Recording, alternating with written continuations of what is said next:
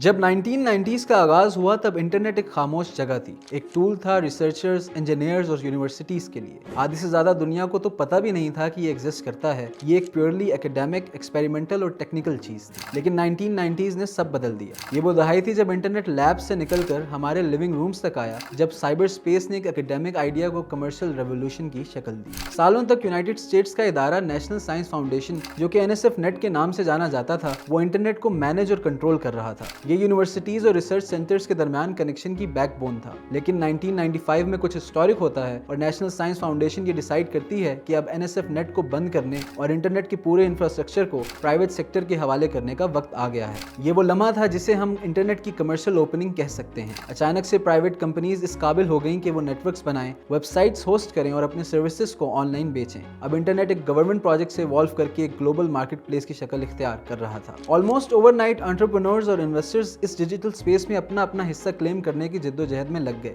इन्होंने domains register करना शुरू कर दी, स्टार्टअप्स लॉन्च किए और अपने revolutionary ideas, online shopping, digital banking और ऑनलाइन न्यूज इन्वेस्टर्स को पिच किए। याहू, नेटस्केप, अमेजॉन, ईबे जैसे नाम मैगजीन कवर्स पर नजर आने लगे और इन्वेस्टर्स ने इन कंपनीज में खुलकर पैसा लगाया। अचानक से नौजवानों ने एक आइडिया और वेबसाइट की मदद से मिलियंस ऑफ डॉलर्स रेस करना शुरू कर दिया। उस वक्त मीडिया ने इसे .com बूम का नाम दिया। हर कोई इसको लेकर बहुत एक्साइटेड था और कुछ लम्हों के लिए तो लग रहा था कि ये अनस्टॉपेबल है। हर नई कंपनी हर इंडस्ट्री को रीइन्वेंट करने का दावा कर रही थी। बुक्स से लेकर ग्रोसरीज तक, ट्रैवल हो या एंटरटेनमेंट, हर कोई ऑप्टिमिस्टिक था कि ये टेक्नोलॉजी हर चीज पॉसिबल कर सकती है। हर न्यू कंपनी अपने एक बबल में थी कि हम दुनिया बदल देंगे, लेकिन उनके पास कोई प्लान नहीं था इन आइडियाज को एग्जीक्यूट करने के लिए। लाखों डॉलर मार्केटिंग पर लगाकर भी ये कंपनीज $1 भी प्रॉफिट नहीं कमा सकी और फाइनली अर्ली 2000s में ये बबल फूट जाता है और बैंक्रप्सीज और लेऑफ्स की लाइन लग जाती है। इस सारे केओस में अमेजॉन, ईबे और गूगल जैसी कंपनी सर्वाइव कर पाती हैं और यही वो कंपनीज थी जिन्होंने नेक्स्ट जनरेशन ऑफ इंटरनेट को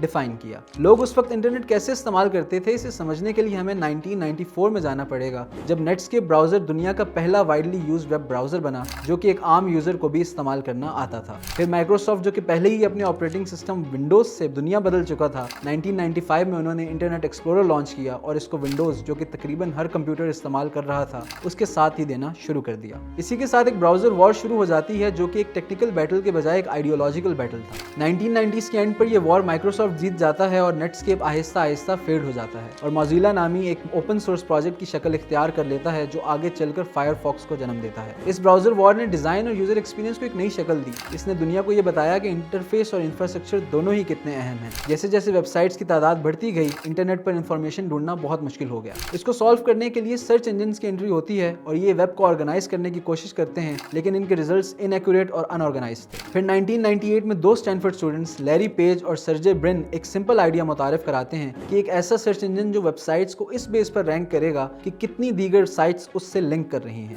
उन्होंने इसको नाम दिया गूगल। गूगल का सिंपल इंटरफेस और पावरफुल एल्गोरिथम ने वेब नेविगेशन को रीडिफाइन किया और इसी एक ऑर्गेनाइज्ड लाइब्रेरी की शक्ल दी और अनजाने में एक $1 ट्रिलियन इंडस्ट्री की बुनियाद रख दी। इस कमर्शियलाइजेशन के साथ एक सवाल आया कि अब पैसे कैसे कमाने हैं। शुरू में कंपनीज ने एक्सपेरिमेंट किया, किसी ने सब्सक्रिप्शंस बेची और किसी ने एडवर्टाइजिंग को एक्सप्लोर किया और इस चीज को रियलाइज किया कि लोगों की अटेंशन कितनी वैल्यूएबल हो सकती है। बैनर एड्स हर जगह नजर आना शुरू हो गए, कलरफुल, एनिमेटेड और काफी अनोइंग। लेकिन एडवर्टाइजर्स को इस चीज की परवाह बिल्कुल नहीं थी, क्योंकि करोड़ों लोग ऑनलाइन थे और उनको हर क्लिक के साथ प्रॉफिट जनरेट हो रहा था। फिर 2000s में एक नया हाइब्रिड मॉडल सामने आया, जिसका मतलब था बेसिक एक्सेस फ्री थी, लेकिन यूजर्स को फीचर्स और मजीद बेहतर एक्सपीरियंसेस के लिए पे करना पड़ता था। इस मॉडल ने एक्सेसिबिलिटी और सस्टेनेबिलिटी को बैलेंस किया और आज के दौर की बेतहाशा मॉडर्न एप्स और सर्विसेज की फाउंडेशन का काम किया। अब तक डेस्कटॉप वेब काफी मैच्योर हो चुकी थी, लेकिन बैकएंड पर मोबाइल इंटरनेट को लेकर भी काफी काम चल रहा था। लेट 1990s में mobile phones web browsers use करते थे, जो कि काफ़ी बेसिक थे, यानी आप न्यूज़ हेडलाइंस देखने और ईमेल भेजने जैसे काम कर सकते थे। लेकिन जब नेटवर्क्स 2G से इवॉल्व करके 3G पर गए तो स्पीड्स इंप्रूव हो गई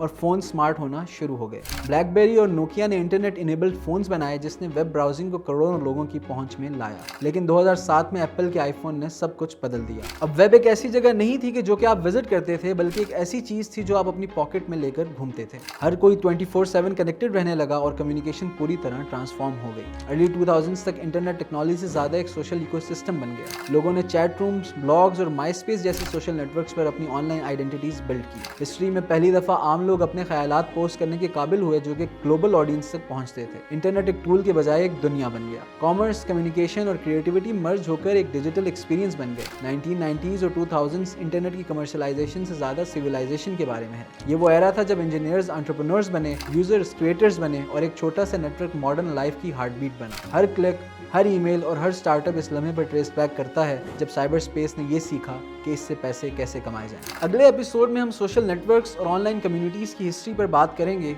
वीडियो एंड तक देखने का बहुत शुक्रिया। मिलते हैं आपसे अगले एपिसोड में, तब तक के लिए अल्लाह हाफ़िज़।